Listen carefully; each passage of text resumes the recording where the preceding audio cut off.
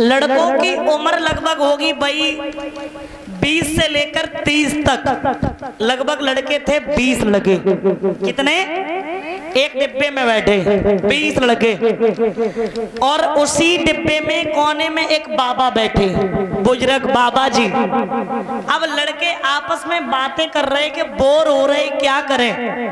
लड़के, इनका नाम ही है लड़के, इससे भी लड़के और उससे भी लड़के, जो भी करते वो लड़के ही करते। लड़के जवाब दिया बोर हो रहे, क्या करें। तो ध्यान देना, एक लड़का बोला, ट्रेन में जो चेन होती है ना, चेन, अगर कोई परेशानी दिक्कत आ जाए तो आप उसे खींच दो तो ट्रेन रुक जाती कि नहीं। तो लड़के बोल रहे ऐसा करो, इस चेन को खींच देते हैं और फिर आनंद आएगा, ट्रेन रुक जाएगी।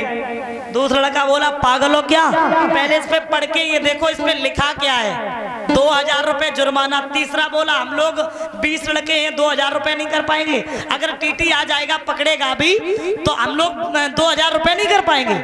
अब चौथा बोला एक काम करो, पहले रुपया इकट्ठे करो, चंदा करो, जैसे तुम्हारी भागवत हो रही है चंदा करके कि तुम कितने दियो कि तुम कितने दियो, समझ रहे हो। इसी तरीके से लड़कों ने रुपए जमा कर लिए, सब पे लिए, 20 लड़के थे, आपस में 100-100 रुपए किए, तो 100-100 करके कितने हो गए, 2000 रुपए। कितने?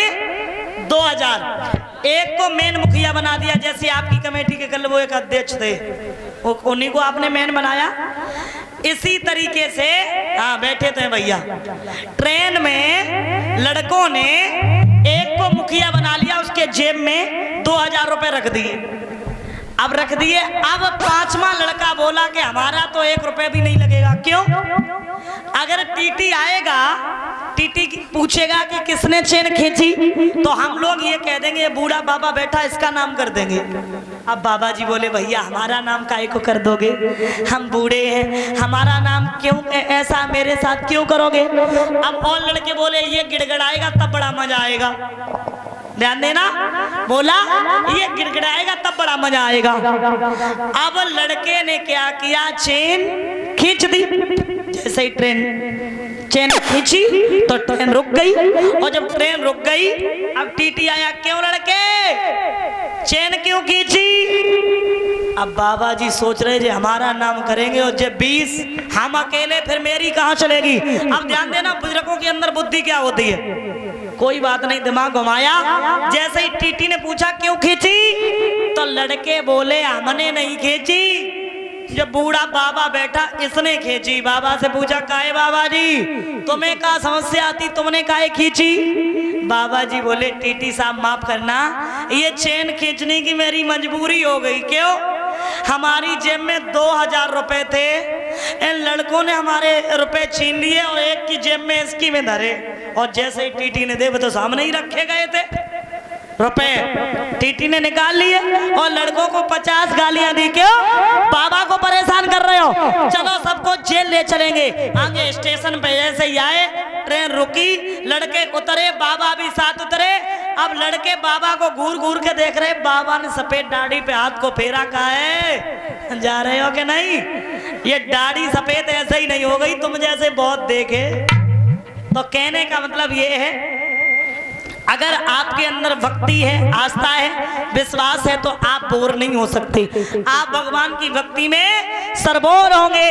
तो मेरा मतलब ये है कि जिंदगी में सब कुछ करना। नौजवान भाई, इस व्यासपीठ के माध्यम से मैं आपको समझाती हूँ, एक माता पिता, एक संत, एक गुरु और बुजुर्गों का कभी अपमान मत करना। बड़े बूढ़े की बानी, बयानी को सानी, जिन्ने नाए मानी उनकी नरक निशानी।